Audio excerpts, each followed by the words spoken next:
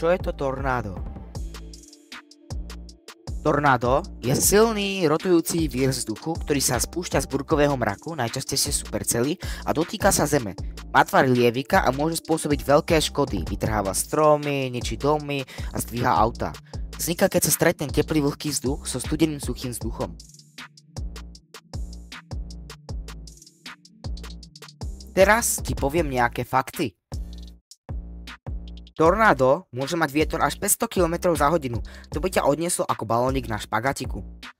Väčšina tornád trvá len pár minút, no tie najsilnejšie môžu trvať viac ako hodinu. Najviac tornád sa vyskytuje v USA, hlavne v oblasti zvaná Tornado Alley, Tornádová ulička. Tornádo môže byť široké len pár metrov, ale niektoré dosiahli aj viac ako 4 km šírku. Môže byť presvitné, sivé alebo aj čierne, podľa toho, čo do seba nasaje prach, zem, kúsky domov. Teraz ti niečo poviem o triedenie tornád. F0, slabé tornádo. Rýchlosť vetra je 105 km až 137 km za hodinu. Škody sú menšie, polamané konáre, popadané ploty. A výsledok je, že je to len taká veterná prechádzka. F1, mierne silné. Rýchlosť je 138 až 177 km za hodinu. Škody sú odtrhnuté strechy, zvalené malé stromy. Možno prevráti auto, ale ak má zlú náladu. F2, toto už nie je sranda. Rýchlosť je 178 až 217 km za hodinu. Škody sú zničené strechy a domy vážne poškodené. Možno už začínaš utekať do pivnice. F3 je už veľmi silné tornádo. Rýchlosť sa pohybuje okolo 218 až 266 km za hodinu. Zničí steny domov a vyvracia veľké stromy. Auta môžu lietať ako hračky z Kindervajca. F4 je extrémne tornádo. Rýchlosť 267 km až 322 km za hodinu. Zbortí celé domy a vytrhne betónové konštrukcie. Totálne tornádové šialenstvo. A ako posledné F5 Mega Ultra Boss tornádo. Rýchlosť je nad 322 km za hodinu, zničí všetko, domy, mosty, stromy, auta, všetko zmizne. Prežiješ len v podzemnom trezore. A ako bonus, F5 tornádo je extrémne zriedkavé. Existujú aj vodné tornáda, volajú sa vodné smršte a vyzerajú ako tornádo nad vodou, môžu nasávať vodu a ryby. A áno, dážď rýb sa naozaj stal. A ešte aj tornádo bez mraku? Áno, niekedy vznikne tzv. Dust Devil. Vyzerá ako malé tornádo, ale nie je spojené s oblakmi. Je to ako jeho baby verzia.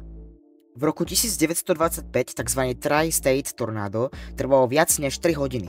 Prešlo cez 3 americké štáty a zabilo cez 600 ľudí. Tornádo sa môže aj rozdvojiť. Niekedy vzniknú viacnásobné víry. Malé detské tornádka krúžiace okolo veľkého, ako keď má boss pomocníkov. Tornáda sú častejšie v lete, lebo vtedy je viac teplého a vlhkého vzduchu, ktorý sa mieša so studeným. Ideálne podmienky na tornádo party. Boli prípady, že slámky prešli cez stromy, kurča prežilo let tornádom, alebo sa papier našiel 300 km ďaleko.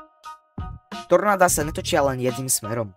Väčšina sa točí proti smeru hodinových ručičiek, ale niektoré. Hlavne na južnej pologuli, naopak. Dokonca existujú lovci tornád. Áno, skutoční ľudia, čo naháňajú tornáda, aby ich fotili a študovali.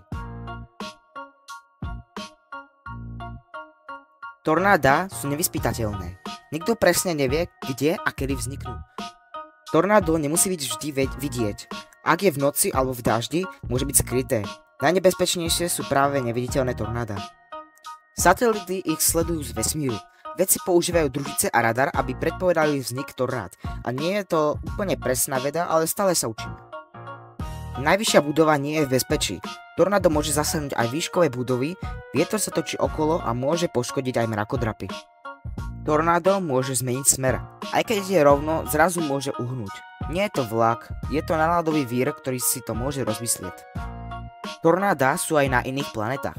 Na Jupiteri a Saturne sú obrovské búrky s vírmi, ktoré sú ako tornáda. Niektoré majú veľkosť celej Zeme. Najväčšia tornádová sezóna bola v 2011. V USA vtedy vzniklo viac než 1700 tornád. A ešte posledný fakt, a taký mini fakt, pes s dobrým sluchom vie o tornáde skôr než meteorológ. Toto už bude všetko pre toto video. Ak sa vám video páčilo, nezabudnite dať like a odber a podporiť toto video tým, že ho ešte zdieľate. Som rád, že ste si toto video pozreli a ahoj.